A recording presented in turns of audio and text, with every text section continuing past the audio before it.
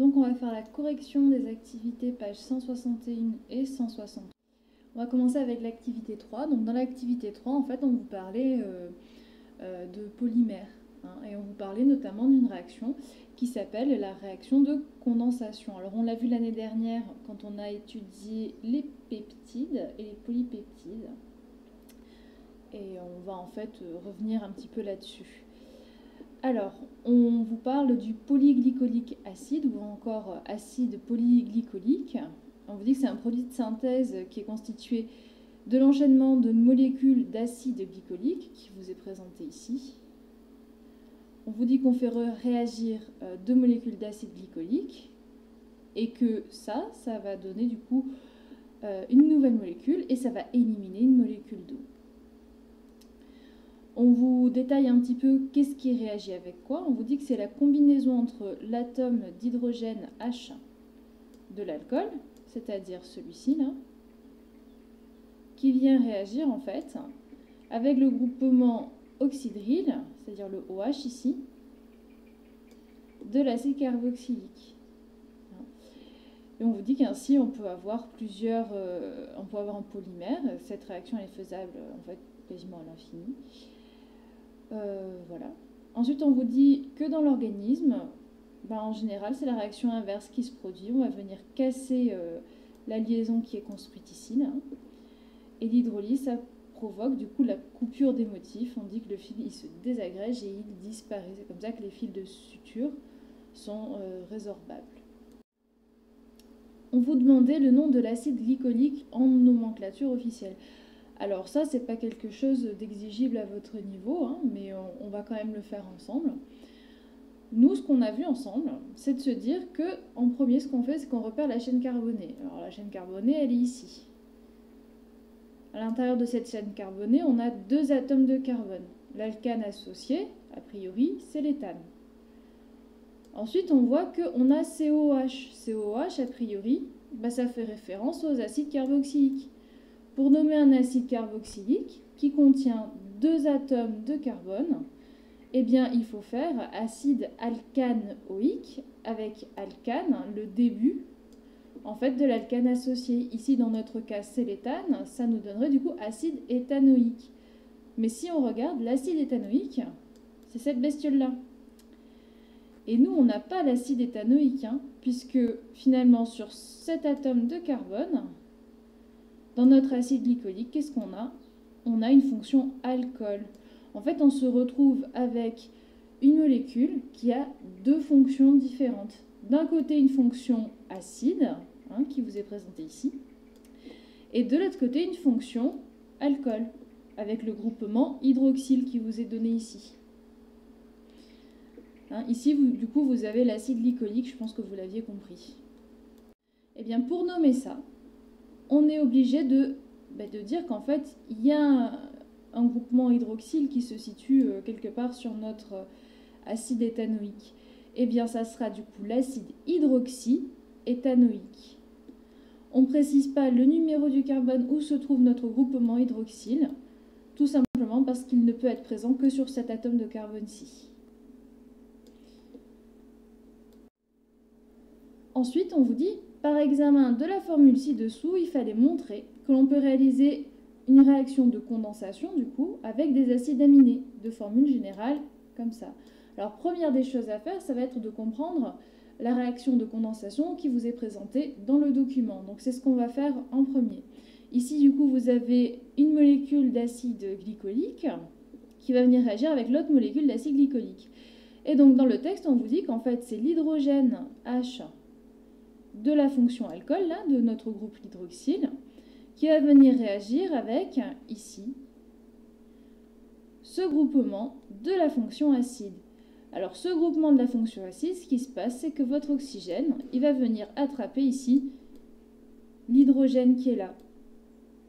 Et alors, du coup, pendant un moment très très court, on va se retrouver avec notre molécule qui va être privée, qui va ressembler finalement du coup à ça. Ici et ici, hop, l'hydrogène, il a disparu. Ce qui se passe, c'est que mon atome ici d'oxygène, il fait un peu trop de liaison, ça lui plaît pas. Du coup, hop, il s'en va. Il s'en va et ça nous laisse au final uniquement cette partie-là de notre molécule, ici. Et de l'autre côté, vu que le H il est parti, ça nous laisse cette partie-là de la molécule. On remarque que le carbone ici, il aimerait bien faire sa petite liaison là, qui est partie. L'oxygène qui est là, il voudrait bien faire sa petite liaison aussi qui est partie. Mais qu'est-ce qui se passe? Ils vont se relier entre eux. Et c'est la liaison qu'on obtient ici en fait. Si vous regardez cette partie-là de la molécule, c'est la partie qui est ici. Et la partie là, c'est cette partie-ci. On n'oublie pas que tout à l'heure, il y a une molécule d'eau qui s'est échappée. Donc ça, c'est la réaction qui vous est présentée dans le document. Maintenant, il faut montrer qu'avec ce type de molécule, c'est-à-dire avec des acides aminés, on peut avoir le même type de réaction. C'est ce qu'on va faire juste après. Si on regarde, on prend deux acides aminés. D'un côté, ici, on voit qu'on a une fonction acide. De l'autre côté, ici, on a une fonction amine. C'est pour ça qu'on appelle ça des acides aminés. Eh bien, il va se passer exactement la même chose. Le OH de la fonction acide, ici, il va venir piquer un H de la fonction amine. Et donc, on va se retrouver avec, à la place de H2N, on aura HN, hop, à la place de ça. Et l'azote ici qui a envie de faire une liaison en plus. Ici, on a notre groupement OH qui va avoir attrapé un H en plus. Eh bien, cet oxygène, il fait encore une fois trop de liaison. Du coup, le H2O ici, il s'en va. Hop, cette partie-là s'en va. On se retrouve avec ce carbone-là qui a envie de faire une autre liaison. Eh bien, qu'est-ce qui se passe? Le carbone, il va venir se lier à l'azote qui avait lui aussi perdu sa liaison. On obtient donc la liaison qui est présentée ici, qui est encadrée. Cette liaison, on l'appelle la liaison peptidique. On n'oublie pas la molécule d'eau ici, qui est partie, qu'on retrouve là. Donc on vous dit que le polymère obtenu après la condensation d'acide aminé et élimination de la molécule d'eau, il est de cette forme-ci. Alors, ce type de polymère, c'est ce qu'on appelle un polypeptide. Poly parce qu'il y a plusieurs, peptide, peptide. Et alors, la liaison qui est entourée ici, c'est ce qu'on appelle une liaison peptidique. Donc on va passer à l'activité 5 où on vous parlait du caillage du lait. On vous demandait le nom de l'acide qui était responsable du caillage du lait dans l'expérience réalisée. Donc l'expérience en fait elle est décrite ici. Et donc on vous dit qu'on ajoute le jus d'un citron. Et bien l'acide qui est contenu dans le jus du citron, c'est ce qu'on appelle l'acide citrique. En fait, du moment qu'il y a un acide, ça vient faire cailler notre lait. Et ici, l'acide qui vient provoquer ça, c'est l'acide citrique.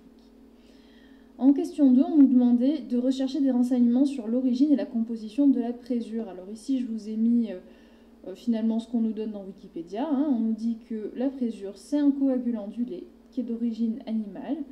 Il est extrait de la caillette, qui est le 4e estomac des jeunes ruminants. Elle est constituée d'enzymes actives appelées chymosine et pepsine. Allez, on passe à la question 3. Il fallait recopier la formule de l'acide lactique, entourer les groupes fonctionnels présents et les nommer. Eh bien, le premier groupe fonctionnel qu'on voit ici, c'est celui-ci. Et c'est le groupe fonctionnel, le groupe caractéristique du coup. C'est le groupe hydroxyle.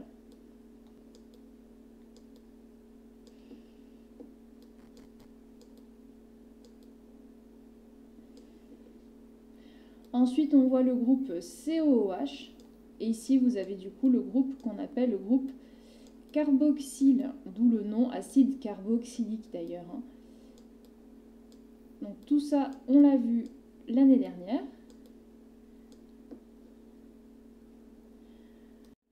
Il nous faut maintenant donner le nom de l'acide lactique en nomenclature officielle.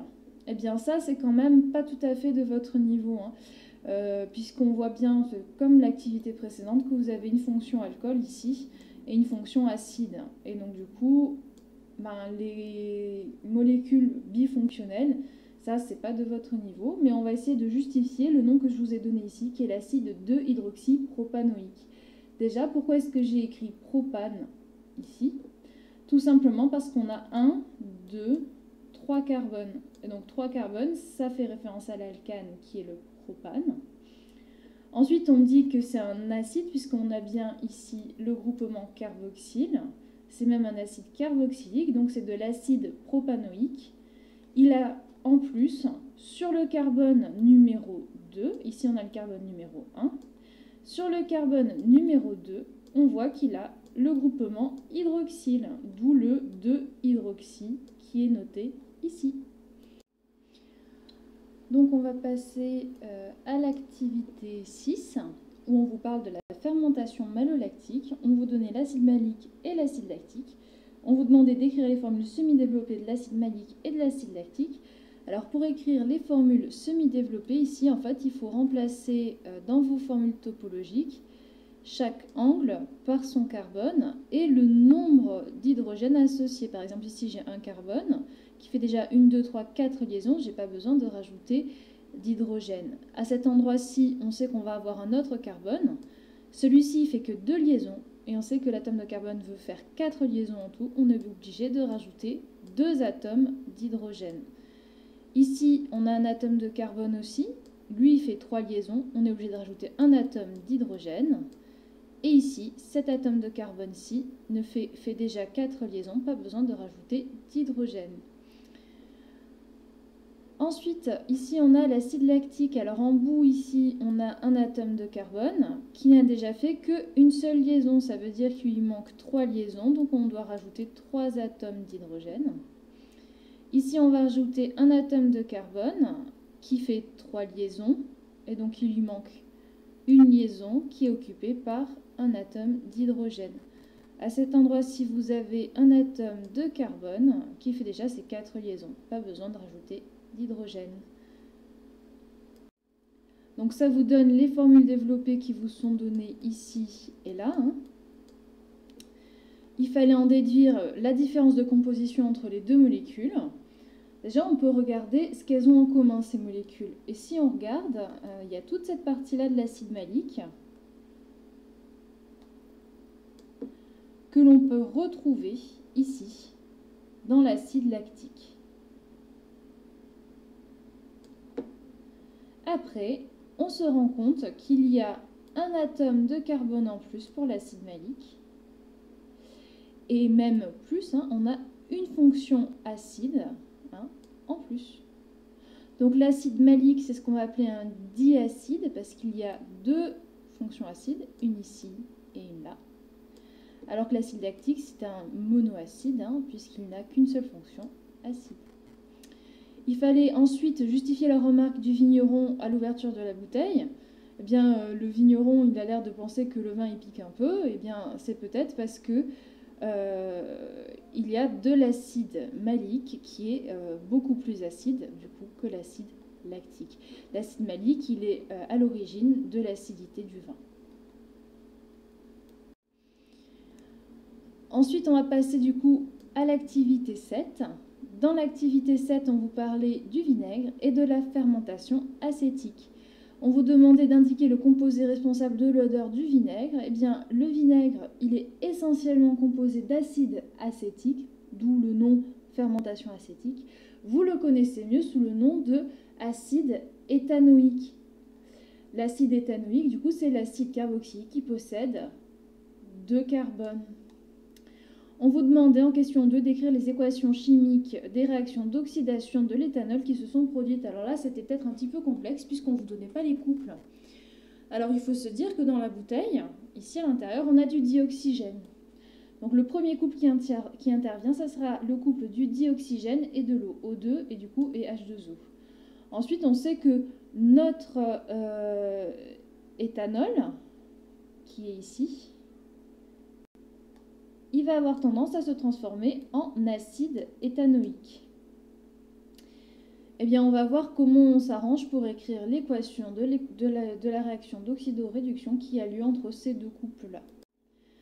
Eh bien, déjà, dans les deux couples, il nous faut repérer qui va réagir avec qui. On sait déjà que c'est l'éthanol qui va réagir dans le couple numéro 2. Eh bien, un réducteur, ici l'éthanol c'est un réducteur, réagit toujours avec un oxydant, donc on est obligé de le faire réagir ici avec O2, le dioxygène qui est présent dans la bouteille. Eh bien, O2, lui, pour se transformer en H2O, il va le faire sous cette forme d'équation-là. Alors, d'où est-ce que ça vient? En premier, vous vous rappelez, il faut d'abord équilibrer les atomes qui sont différents de l'oxygène et de l'hydrogène. Ici, il n'y en a pas. Ensuite, il faut équilibrer les atomes d'oxygène avec des molécules d'eau. Ici, on a 2 atomes d'oxygène, alors qu'ici, on en avait un. Et du coup, c'est pour ça qu'on a rajouté le 2 ici, pour avoir 2 atomes d'oxygène. Ce faisant, on a 4 atomes d'hydrogène de ce côté. On est obligé de rajouter 4H+. Et pour équilibrer nos charges électriques, on doit rajouter 4 électrons. Ensuite, pour passer de l'éthanol à l'acide éthanoïque, ici, eh bien, on va faire à peu près le même procédé. Si on regarde dans notre dans notre éthanol ici, on a 2 atomes de carbone. C'est le cas ici aussi, 2 atomes de carbone. C'est bon.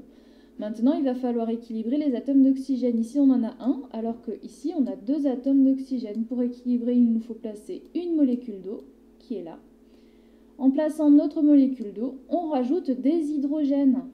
Alors, de ce côté, on a 1, 2, 3, 4, 5, 6, 7, 8 hydrogènes en tout. Alors que de ce côté-là, on n'en avait que 4, pardon. 3 plus 1, ça fait 4 du coup. Donc 8 d'un côté, 4 de l'autre. Il nous faut bien rajouter 4H+, pour avoir en tout 8 atomes d'hydrogène. Il nous faut à présent équilibrer les charges. On a 4 plus ici, il nous faut donc rajouter 4 électrons. Donc 4 charges moins pour venir compenser les 4 charges positives qu'on a rajoutées avec les atomes d'H+. Ensuite, il nous faut faire la somme de ces demi-équations de réaction en faisant attention que chacune a le même nombre d'électrons. Alors, celle-ci, la première pour avoir lieu, elle a besoin de 4 électrons. Ça tombe bien puisque la deuxième, elle en produit 4. Donc pas besoin de multiplier par quoi que ce soit. On n'a plus qu'à recopier cette partie-là de l'équation ici. Cette partie-là juste en dessous. Ensuite, cette partie, elle arrive là. Et celle-ci, elle arrive ici. On se rend compte qu'on peut simplifier des choses, notamment les 4H+, ils sont de ce côté, ils sont exactement aussi de ce côté-là. Pas besoin de les faire apparaître. Les électrons, c'est la même histoire. Et si on regarde, on peut équilibrer au niveau des molécules d'eau. Ici, on a une molécule d'eau, alors qu'ici, on en avait 2. Eh bien, on peut tout à fait équilibrer en supprimant le 2 ici. Bon, à la fin, ça vous donne l'équation suivante, qui est ici l'équation simplifiée. Vous avez ici l'équation d'oxydation de votre éthanol en acide éthanoïque. Cette réaction se produit en fait grâce au dioxygène qui est présent dans la bouteille. En question 3, il fallait expliquer pourquoi la bouteille s'était déformée au cours du temps. Eh bien, tout simplement parce qu'on a le dioxygène, O2, qui va disparaître. Et donc si on a un gaz qui disparaît, eh bien, la pression à l'intérieur de votre bouteille, elle devient de moins en moins importante et votre bouteille a tendance à se rétracter sur elle-même. Ensuite, il fallait indiquer les facteurs qui étaient responsables de la transformation du vin en vinaigre. Eh bien, en fait, vous avez dans le vin des bactéries acétiques qui, si on laisse le vin en fait assez longtemps à l'air libre, elles vont avoir tendance à se développer et former un voile qu'on appelle la mer du vinaigre. Et donc ce voile un petit peu trouble, c'est ce qui va en fait permettre de déclencher la réaction d'oxydation.